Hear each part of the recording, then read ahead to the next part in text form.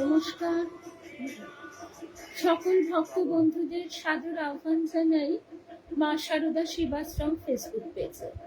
মা শারদা সেবাশ্রম ফেসবুক পেজে আজকে আমরা মায়ের কথা শুনব প্রতি বুধবারের মতো। আমাদের মা শারদা সেবাশ্রম ফেসবুক পেজে অনেকদিন পর দেখা হচ্ছে।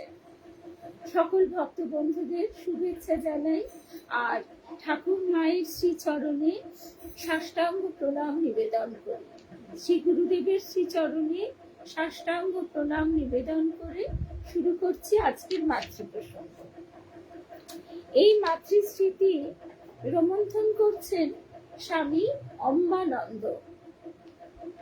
শ্রী শ্রী মায়ের মন্ত্র শিষ্য স্বামী অম্বানন্দের পূর্বাশ্রম ছিল কেরালার ত্রিবাঙ্কুরে। এখন ত্রিবাঙ্কুরকে তিরুবনন্তপুরম বলা হয়। তার পূর্ব নাম ছিল শ্রী মধুরন পিল্লাই। স্মৃতিকথায় উল্লেখিত তার ভাইয়ের নাম শ্রী দামোদরন পিল্লাই। দিনটা ছিল 1914 সালের 19শে সেপ্টেম্বর, শনিবার, অমাবস্যা। সেই দিনই মাকে প্রথম দর্শনের সৌভাগ্য আমার হয়। আগের দিন বিকেলে স্বামী নির্মলানন্দজি বেলুড় মঠের যে ঘরে আমি এবং আমার ভাই দামোদরন ছিলাম, সেই ঘরে এলেন এবং বললেন, আগামীকাল শ্রী শ্রী মাকে তোমাদের দর্শন ও প্রণাম নিবেদন করার পক্ষে শুভ দিন। প্রত্যুষে স্নান সেরে নেবে, কিন্তু প্রাতরাশ করবে না। কিছু ফুল নিয়ে ব্রহ্মচারী গোবিন্দের সঙ্গে শ্রী শ্রী মায়ের কাছে যাবে। শুভ সন্ধ্যা, জয়শ্রী, রিমা। সেখানে দুপুরের প্রসাদ পেয়ে বিশ্রাম করে দক্ষিণেশ্বরে যেতে পারো। দেবী দর্শন ইত্যাদি করে সন্ধ্যার মধ্যে মঠে ফিরে আসবে। সেই মতো আমরা শনিবার ভোরে স্নান সেরে কিছু ফুল তুলে নিয়ে মঠে শ্রী শ্রী ঠাকুর ও স্বামীজির মন্দিরে গিয়ে ঠাকুর ও স্বামীজির চরণে নিবেদন করি।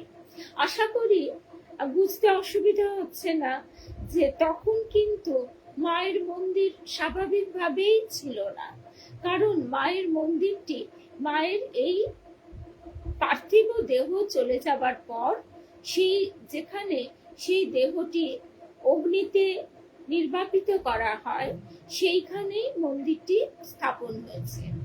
তো সুতরাং মায়ের তো তখন বাগবাজারে একদম পূর্ণ স্বচক্ষে স্থূল চক্ষে দর্শনের সৌভাগ্য। সুদূর কেরালা থেকে, তিরুবনন্তপুরম কেরালা থেকে এসেছেন শ্রী মধুরন পিল্লাই, পরবর্তীকালে স্বামী অম্বানন্দ। তাঁরই স্মৃতিকথা আমরা শুনছি। শুভ সন্ধ্যা, রূপা। শ্রী শ্রী মায়ের বাড়িতে প্রবেশের আগেই গোবিন্দজি রাস্তায় দাঁড়িয়ে দেওয়ালে মাথা ঠেকিয়ে প্রণাম করলেন। তার এই সুগভীর ভক্তির প্রকাশ দেখে অনুরূপভাবে আমরাও দেওয়ালে মাথা ঠেকিয়ে আমাদের ভক্তি নিবেদন করলাম। শুভ সন্ধ্যা, রূপা। মায়ের বাড়িতে প্রবেশ করে বাঁদিকের ঘরে গেলাম। সেখানে স্বামী শারদানন্দজি বসেছিলেন। আমরা বুঝতেই পারছি নিশ্চয়ই আমাদের চোখের সামনে ভেসে উঠছে। তাকে আমরা প্রণাম করলাম। তিনি আমাদের সঙ্গে কিছুক্ষণ কথা বললেন। ইতিমধ্যে উদ্বোধনের ম্যানেজার মহারাজ বললেন, মা তো এখন পূজা করছেন, তো আপনারা একটু অপেক্ষা করুন, পূজা শেষ হলে দর্শন হবে। আমরা অপেক্ষা করতে লাগলাম। বলছেন স্বামী অম্বানন্দজি মহারাজ, এই তার প্রথম দর্শন মাকে। তখন তিনি শ্রী মধুরন পিল্লাই কেরালার তিরুবনন্তপুরম থেকে বেলুড় মঠে এসে আছেন। সকাল 9টার পর মায়ের পূজা শেষ হলো এবং আমাদের ডাকা হলো। প্রথমে আমাকেই তার কাছে নিয়ে যাওয়া হলো। তার পূজার ঘরে প্রবেশ করে দেখতে পেলাম পশ্চিমমুখী করে সিংহাসনে ঠাকুরের ফটো বসানো আছে। শুভ সন্ধ্যা, সঞ্চিতা। আমি তো ভূমিষ্ঠ হয়ে ঠাকুরের কাছে প্রণাম করলাম, তারপর মাকে প্রণাম করলাম। তিনি আমাকে তার বাঁ দিকে বসতে বললেন। তিনি উত্তরমুখী হয়ে পূজার আসনে বসেছিলেন। এরপর তিনি কিছুক্ষণ ঠাকুরের পূজা করে আমার হাতে গঙ্গা জল দিলেন। আমি জানতাম না ওই জল একটু মুখে দিতে হয়। আমার বাবার শ্রাদ্ধের সময় পুরোহিতের দেওয়া জল আমি মাথায় এবং চোখে ছিটিয়েছিলাম। মায়ের দেওয়া এই পুণ্য বাড়ি নিয়েও আমি সেরকমই মাথায় ও চোখে ছিটালাম। মা তখন আবার একটু জল আমার হাতে দিয়ে জিভে ছিটাতে বললেন। তারপর তিনি আমাকে রামকৃষ্ণ মন্ত্রে দীক্ষা দিলেন। কি অপূর্ব একটি ছোট্ট ঘটনা! কোনো আড়ম্বর নেই, কোনো হইচই, কিচ্ছু নেই। যারা আমাদের ভক্ত বন্ধুরা একটু দেরিতে এলে, মিনুদি, বিলাসপুরের দিদি, সঞ্চিতা, রূপা, তোমাদের জন্য আরেকবার একটু ছোট করে আমরা শুনি। 1914 সালের 19 সেপ্টেম্বর শনিবার মাকে প্রথম দর্শন করতে যাচ্ছেন শ্রী মধুরন পিল্লাই, পরবর্তীকালে স্বামী অম্বানন্দ। কেরালার তিরুবনন্তপুরম থেকে এসে তিনি বেলুর মঠে আছেন। আর স্বামী ব্রহ্মানন্দজি মহারাজ, স্বামী নির্মলানন্দজি মহারাজ আর তাকে ওই শ্রী মধুরন পিল্লাই আর দামোদরন পিল্লাই তার ভাই, এই দুজনকে পাঠালেন। পরের দিন সকাল বেলা স্নান সেরে প্রাতরাশ না করে বললেন কিছু ফুল নিয়ে ব্রহ্মচারী গোবিন্দের সঙ্গে মায়ের কাছে যাবে এবং সেখানে দুপুরের প্রসাদ পেয়ে তোমরা ইচ্ছা করলে দক্ষিণেশ্বরে যেতে পারো। দেবী দর্শন করে সন্ধ্যার মধ্যে মঠে ফিরবে। শুভ সন্ধ্যা। লিপিকা, কল্যাণীদি, অমিতা, শুভ সন্ধ্যা। তা প্রথমে প্রবেশ করেই মায়ের কাছে তো ঢোকার আগে স্বামী শারদানন্দজি মহারাজের ঘরে প্রবেশ করলেন এবং সেখানে বাগবাজার উদ্বোধনের ম্যানেজার মহারাজ এসে বলছেন, মা তো এখন পুজো করছেন, আপনারা একটু অপেক্ষা করুন, পুজো শেষ হলে দর্শন হবে। এবার সকাল 9টার পর মায়ের পূজা শেষ হলো আর ডাকা হলো তাদের। প্রথমে এই স্বামী অম্বানন্দজি মহারাজ, যিনি শ্রী মধুরন পিল্লাই, তখন তাকেই আহ্বান করা হলো। তিনি ঘরে প্রবেশ করে শুভ সন্ধ্যা, রূপা, প্রফুল্ল দাদা, সুনিতা, শুভ সন্ধ্যা। সেখানে প্রবেশ করার সঙ্গে সঙ্গে মা তাকে প্রবেশ করেই তিনি ঠাকুরকে প্রণাম করলেন, তারপর মাকে প্রণাম করলেন। মা তার বাঁ পাশে বসতে বললেন আর একটু গঙ্গা বাড়ি দিলেন। এখন তিনি জানতেন না সেই গঙ্গা বাড়ি মুখে দিতে হয়। তিনি তার পিতার শ্রাদ্ধের সময় যেমনটি করেছিলেন তেমনটি মাথায় ও চোখে লাগালেন। তখন মা তাকে আবারও সেই জল একটু দিয়ে বললেন জিভে ছিটাতে। তারপর তিনি রামকৃষ্ণ মন্ত্রে দীক্ষা দিলেন। কিভাবে ডান হাতের আঙুল দিয়ে জপ করতে হয় তিনি আমাকে তা 3 বার দেখিয়ে দিলেন। এইভাবে একবারে 10 বার নাম জপ করা যায়। তারপর তিনি আমাকে মা কালীর মন্ত্রও দিলেন। দীক্ষা শেষে তিনি আমার কাছে গুরু দক্ষিণা চাইলেন। যখন আমি কাপড়ের খুঁট থেকে 1 টাকার একটি মুদ্রা তাকে দিতে গেলাম, তখনই বলছেন স্বামী অম্বানন্দ, তখন কিন্তু তিনি শ্রী মধুরন পিল্লাই। তখনই আমার মনে একটি ভাবনার উদয় হলো, কিভাবে আমি তার হাতে মুদ্রাটি দেব।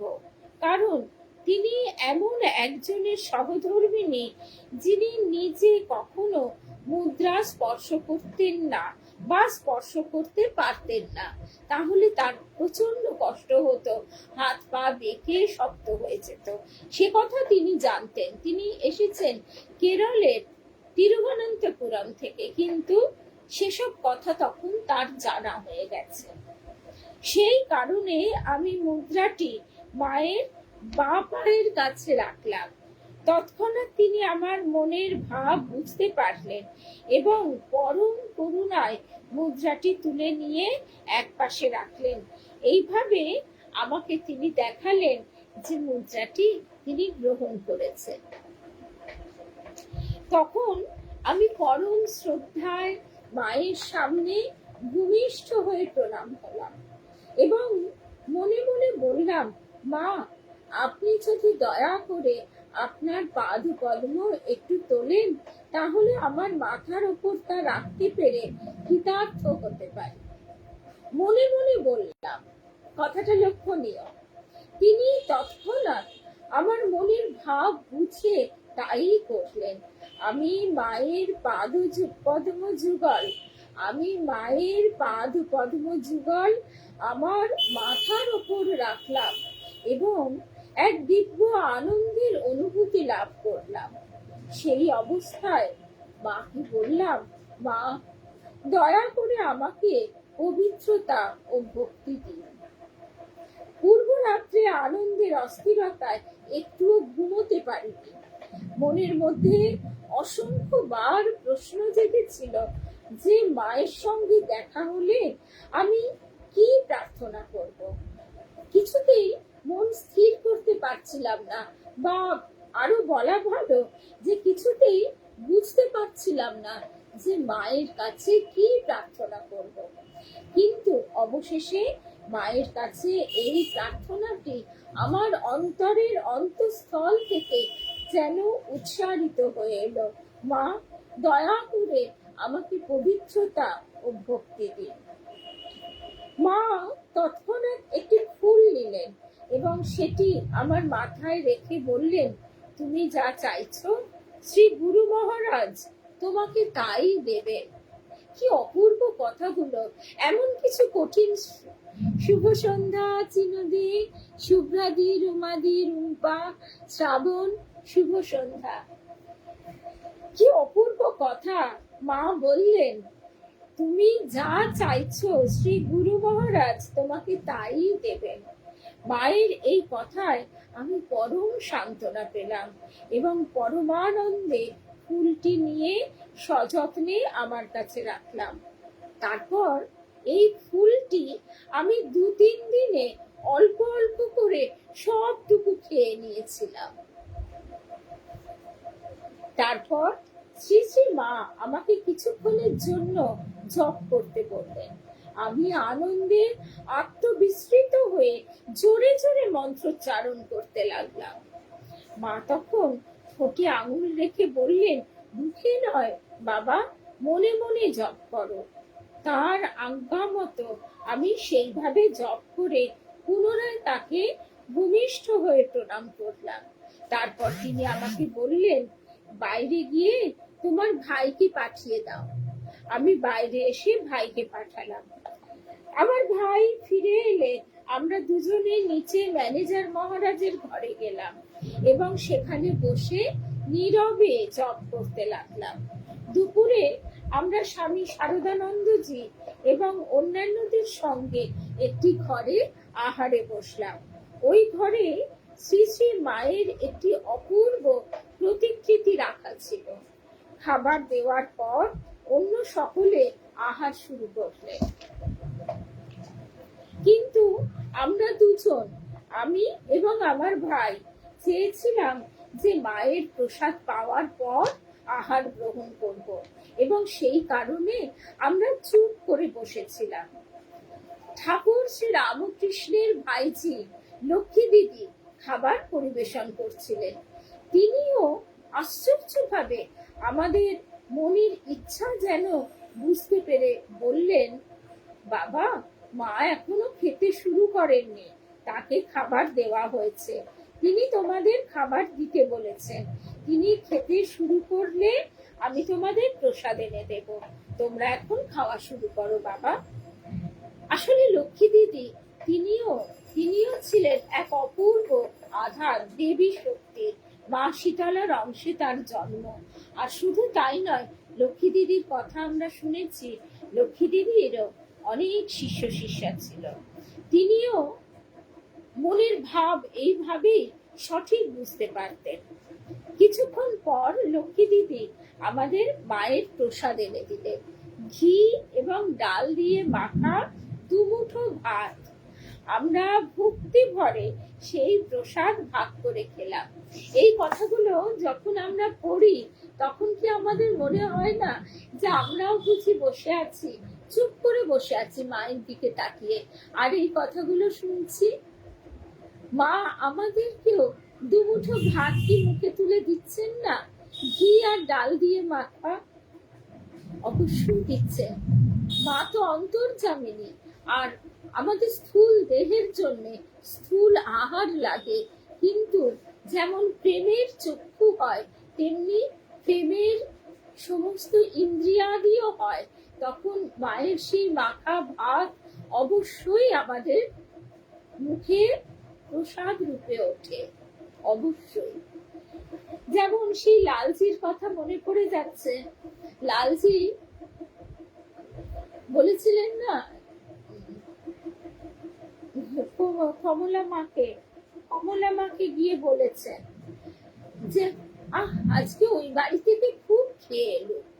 কমলা মা তখন বলছেন যে হ্যাঁ রে, কমলা মা না বন্দনাপুরী দেবী, কমলা মা বলছেন, কমলা মা মূল আশ্রম বাড়িতে ছিলেন, আর স্কুল বাড়িতে অনুষ্ঠানের মহড়া চলছে। ভানু সিংহের কথা বলি, সেইটিকে কেন্দ্র করে যে গীতিনাট্য হবে তার মহড়া, এবং সেখানে আবার মিছিমিছি তাকে একটু ভোগ নিবেদন করা হয়েছে। লালজি গিয়ে বলছে আজ ও বাড়ি থেকে খুব খেয়ে এলো। তখন তিনি পরে অন্য মায়েদের জিজ্ঞাসা করছেন, হ্যাঁ রে, তোরা কি লালজিকে কিছু খেতে দিয়েছিলি, ওকে কিছু দিয়েছিলি? তখন তারা বলছে না তো। তারপর তাদের মনে হচ্ছে ও আমরা তো মিছিমিছি মনে মনে তাকে ভোগ নিবেদন করেছি। সেই কথাটি এত ভালো লাগে, তাই এই ডাল ভাত মাখার কথা শুনে আমাদেরও যেন মনে হচ্ছে একদম একদম মা যেন আমাদেরও মুখে এমনি করেই প্রতিদিন অন্ন তুলে দেন। আজকে এই কঠিন জগতে আমরা যে সব সময় আহার পাচ্ছি, তার কৃপা ছাড়া হয়? মা অন্নপূর্ণার কৃপা ছাড়া? তো কোথায় গেল? এই যে মায়ের প্রসাদ লক্ষ্মী দিদি এনে দিলেন, ঘি আর ডাল দিয়ে মাখা দুমুঠো ভাত। আমরা ভক্তি ভরে সেই প্রসাদ ভাগ করে খেলাম। শেষ বিকালে আমরা মায়ের কাছে বিদায় নিয়ে দক্ষিণেশ্বর যাত্রা করলাম। 10 দিন পর অর্থাৎ দুর্গাপূজার বিজয় দশমীর দিনে সকালে স্নান সেরে আমরা আবার উদ্বোধনে গেলাম। সেখানে রাসবিহারী মহারাজকে মায়ের জন্য কিছু ভালো মিষ্টি আনিয়ে দেবার জন্য টাকা দিলাম। আমরা ম্যানেজার মহারাজের ঘরে বসলাম। মায়ের পূজা শেষ হলে আমরা মায়ের কাছে গেলাম এবং মাকে ভূমিষ্ঠ হয়ে প্রণাম করলাম। মধ্যাহ্নে সেখানেই আমরা প্রসাদ পেলাম। সেদিন বিকেলে দক্ষিণেশ্বরে গিয়ে পুজো দিয়ে বেলুর মঠে ফিরে এলাম সন্ধ্যা 6টায়। আরেক দিনের কথা, সেদিন সন্ধ্যাবেলা আমরা কয়েকজন লোকের সঙ্গে শ্রী শ্রী মায়ের কাছে গেলাম।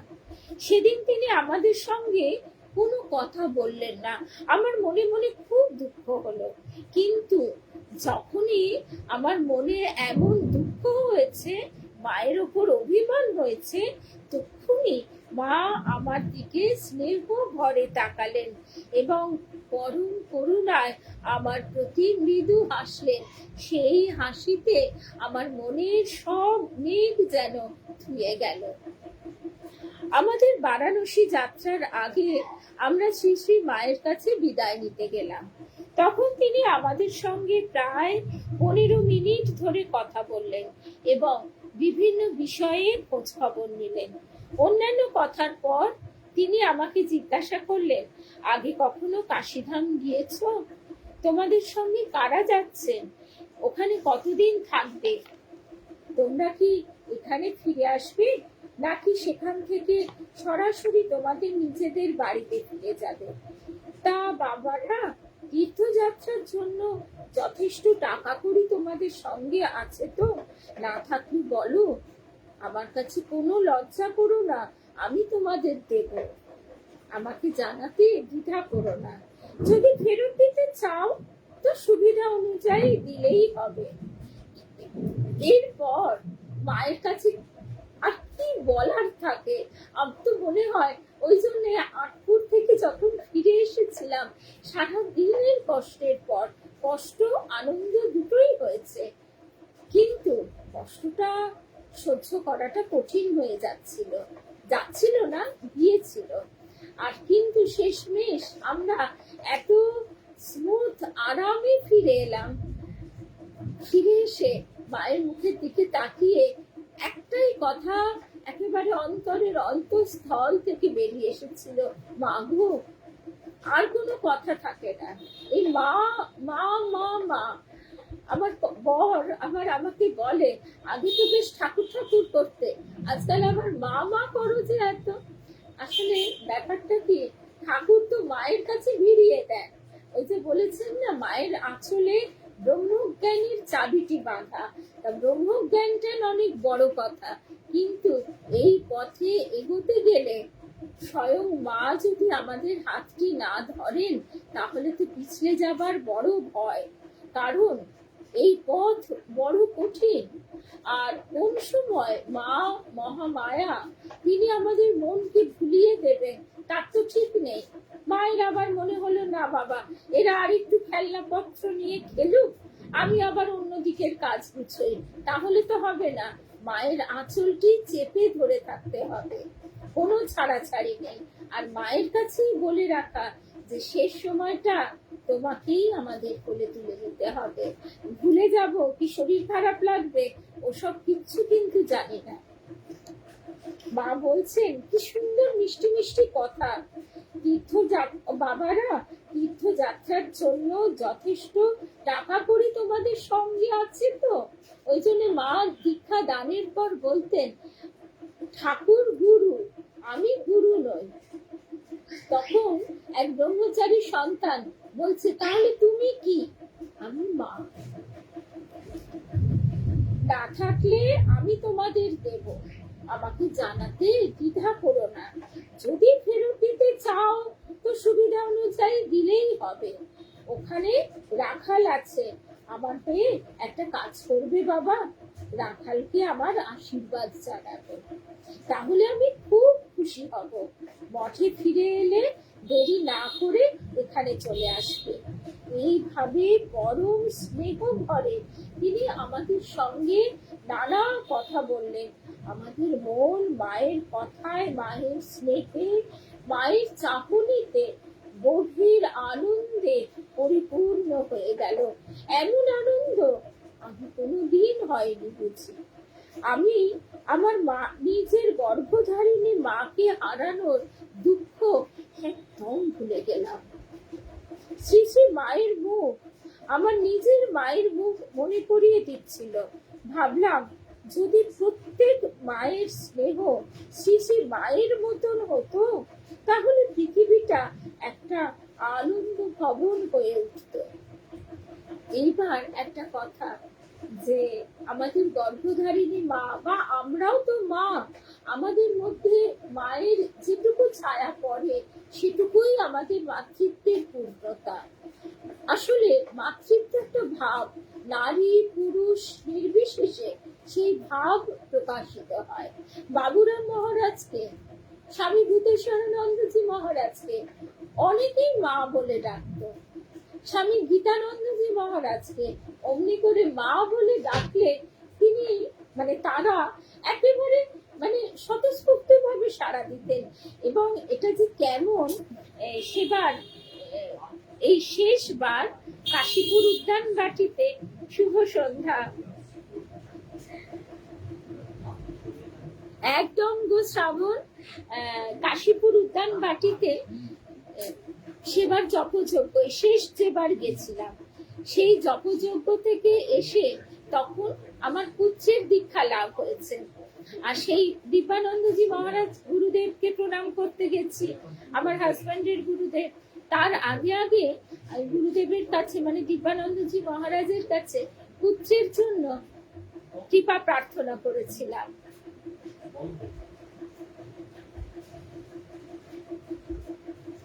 মায়ের কোলে এখনো আছি, আবার ফিরবো কি? এখন মায়ের কোলে নেই তো কোথায় আছো? ভালো করে একটু ভেবে দেখে বলো তো বাবু। তা এবারে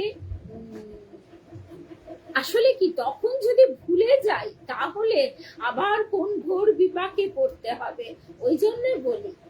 তা এখন মায়ের কোলেই আছো গো, কোথায় আছো বলো তো? মায়ের কোলে যদি না থাকি তাহলে মায়ের এত কথা শুনছি কি করে, 4 বেলা পেট ভরে খাচ্ছি কি করে বলো তো?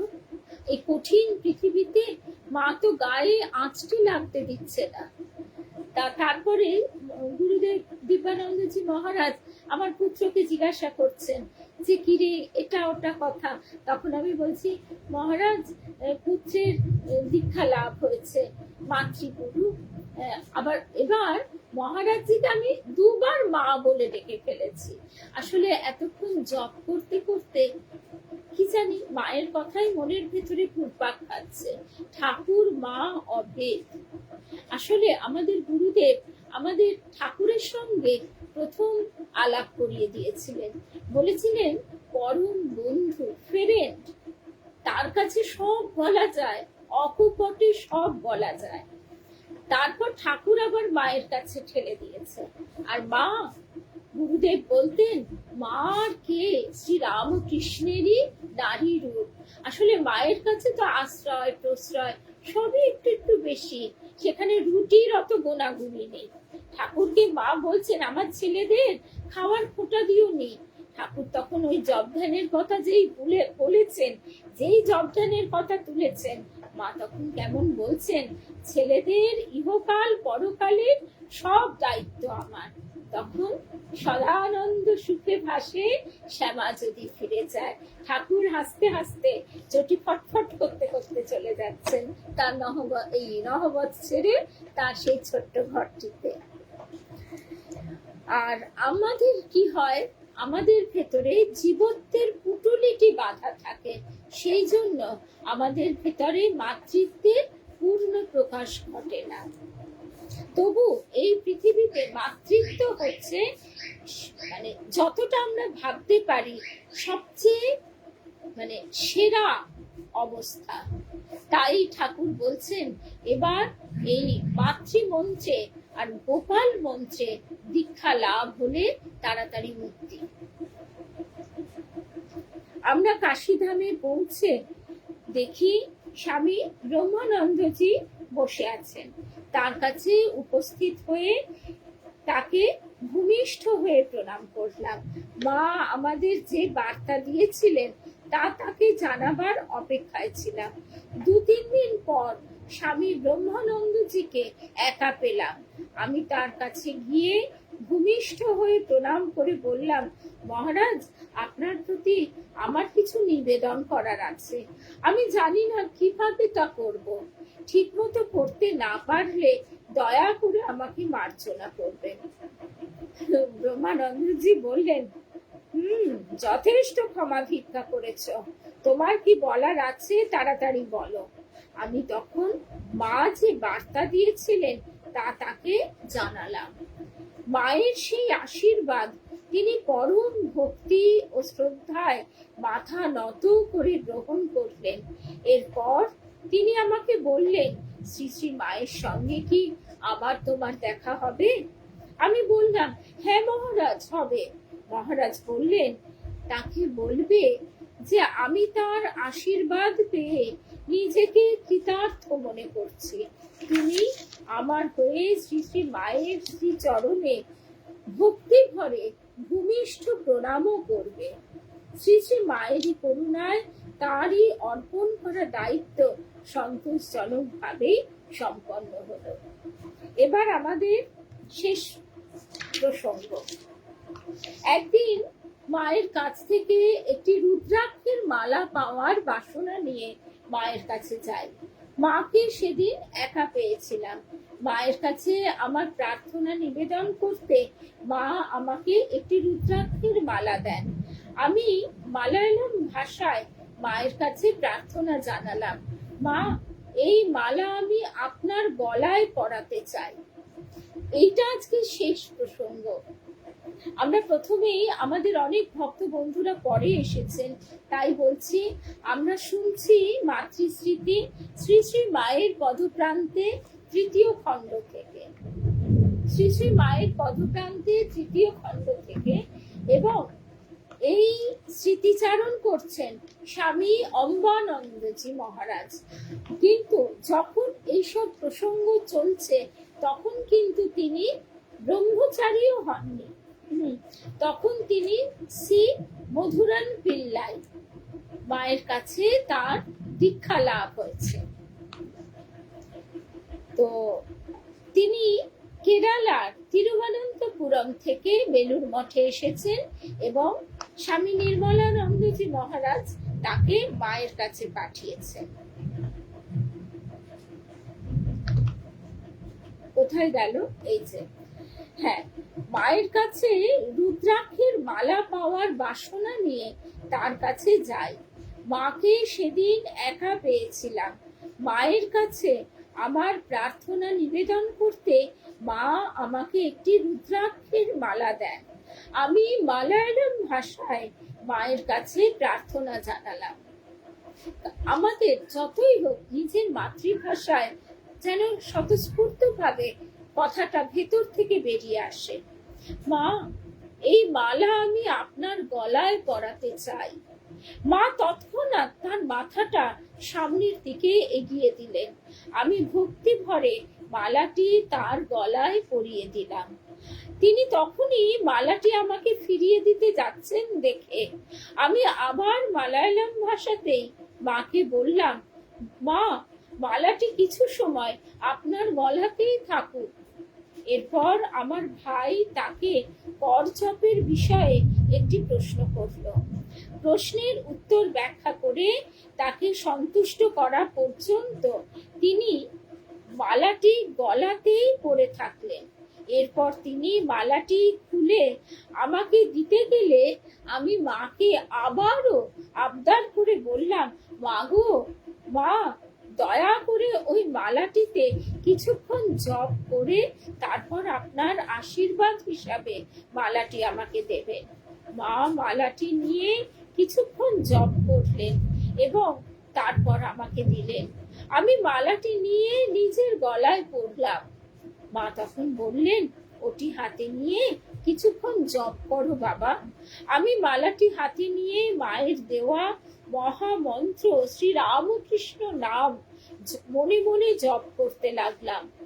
আমার যখন প্রায় 20 বার নাম জপ করা হয়ে গিয়েছে তখন মা বাংলায় বলে উঠলেন, না না, ওই মন্ত্র নয়, আরেকটি যে মন্ত্র আছে সেটি জপ করো।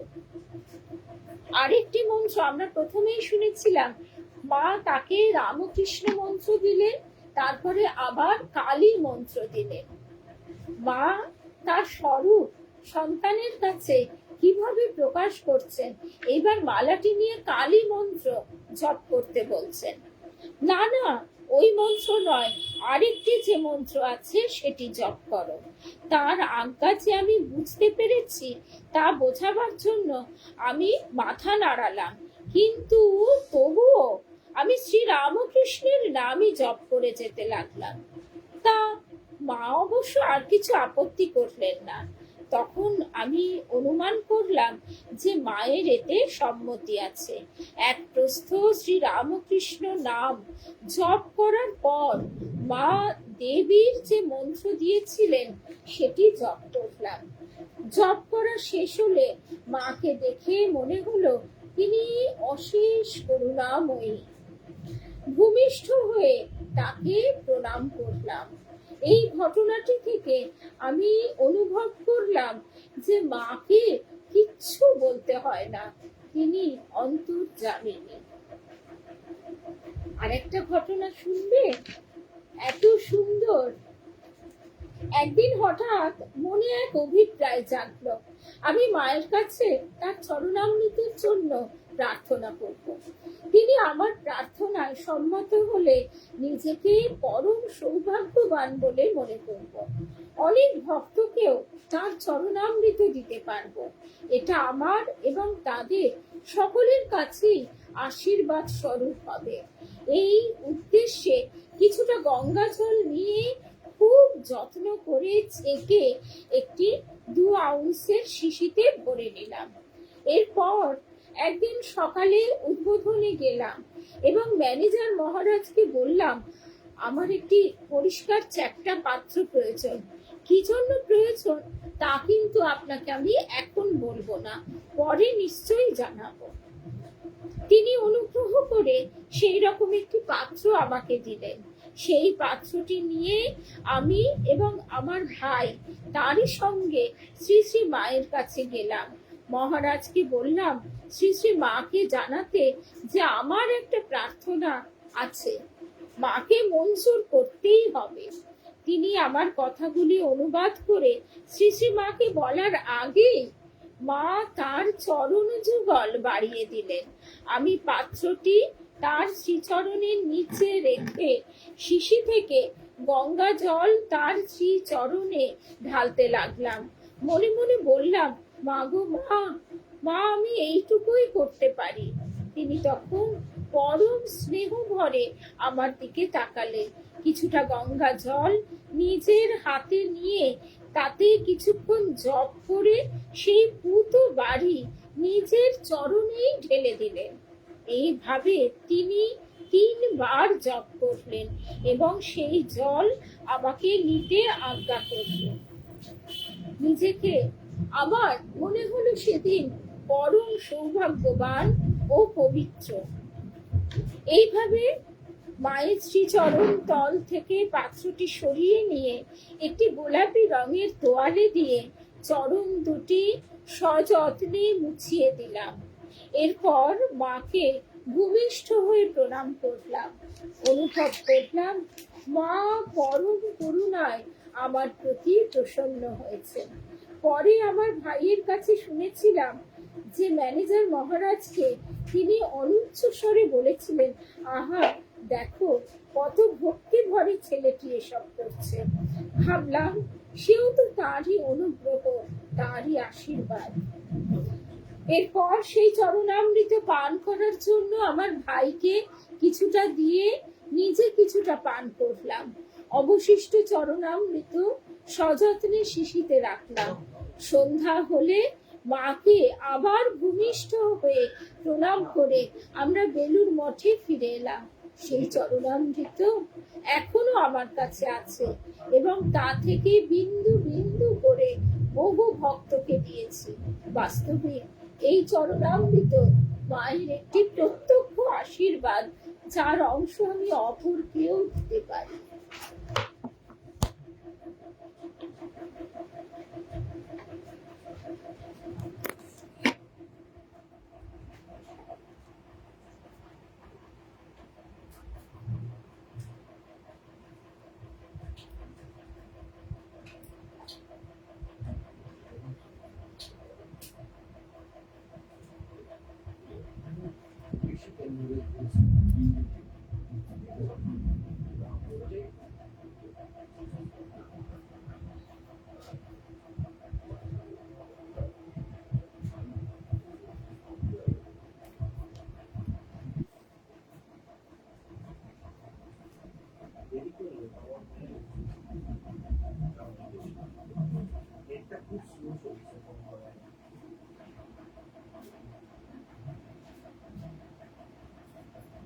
জয় রাম কৃষ্ণ, জয় মা, জয় মা, জয়।